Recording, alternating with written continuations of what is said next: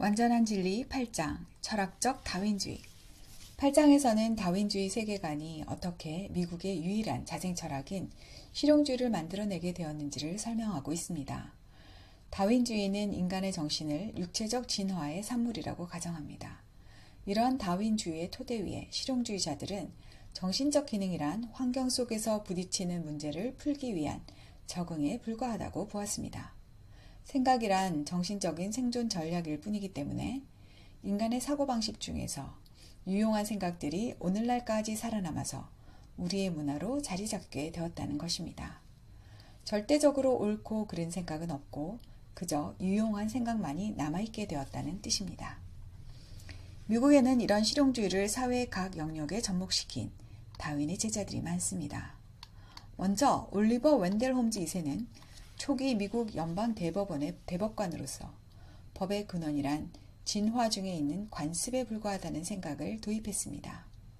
법의 기초를 불변하는 근원에 두지 않고 특정 시대와 문화 그리고 전통의 산물이라고 생각했던 것이죠.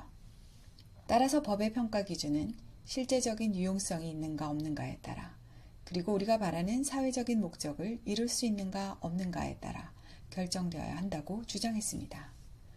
유명한 낙태 합법화 사건이었던 로 대 웨이드 사건은 원치 않은 아기들을 제거하는 것이 사회적으로 유용하다는 다윈주의적 법철학의 바탕을 두고 있습니다. 미국 공교육의 아버지라 불리는 존 듀이는 교육은 진화와 똑같은 패턴으로 진행되어야 한다고 생각했습니다.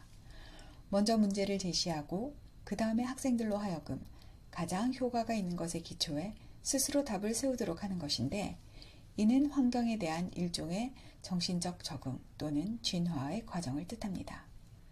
교사는 가르치는 자가 아니라 이 과정을 촉진시키는 역할을 할 뿐이며 답을 찾아가는 과정에서 학생들이 다양한 실용적인 전략을 시도해보고 정해진 정답이 아니라 자기에게 가장 효과가 있는 답을 발견하도록 도울 뿐이라는 것입니다. 신학에서는 찰스 샌더스 퍼스가 일종의 범신론적 사상을 끌고 들어와서는 온 우주가 정신이나 절대 또는 하나님을 향해 진화하고 있다고 주장했습니다.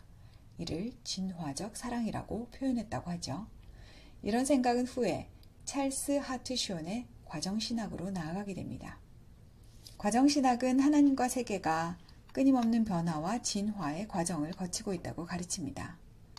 과정신학에서 한 걸음 더 나아가면 열린 유신론이 되는데 열린 유신론자들에게 이 세계는 새로움, 혁신, 예측할 수 없는 가능성을 특징으로 하며 하나님조차 미리 알 수 없는 열려져 있는 세계라고 합니다.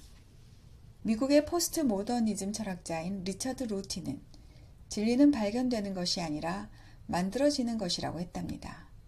로티는 어떤 생각이 우리에게 보상을 제공할 때, 곧 우리에게 유익할 때 비로소 우리는 그 생각을 진리로 수용하게 된다는 의미로 이 말을 했습니다.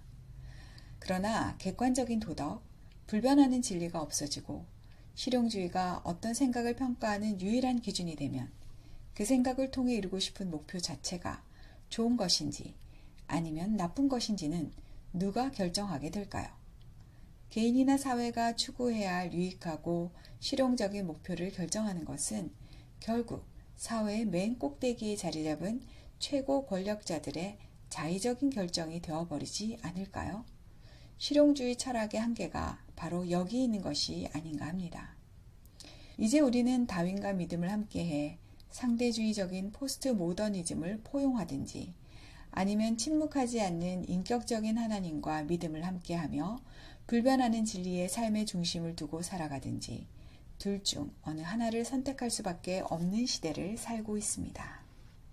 요즘 미국인들이 서로 상충된 도덕 기준을 둘러싼 문화전쟁에 빠졌다고 한다. 그러나 우리는 도덕이 언제나 파생적인 것이라는 사실에 유념해야 한다.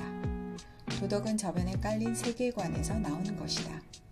그리스도인이 이 문화전쟁에 효과적으로 참여하고 싶다면 기원의 문제를 둘러싼 인지적 전쟁에 기꺼이 참여할 준비가 되어 있어야 한다.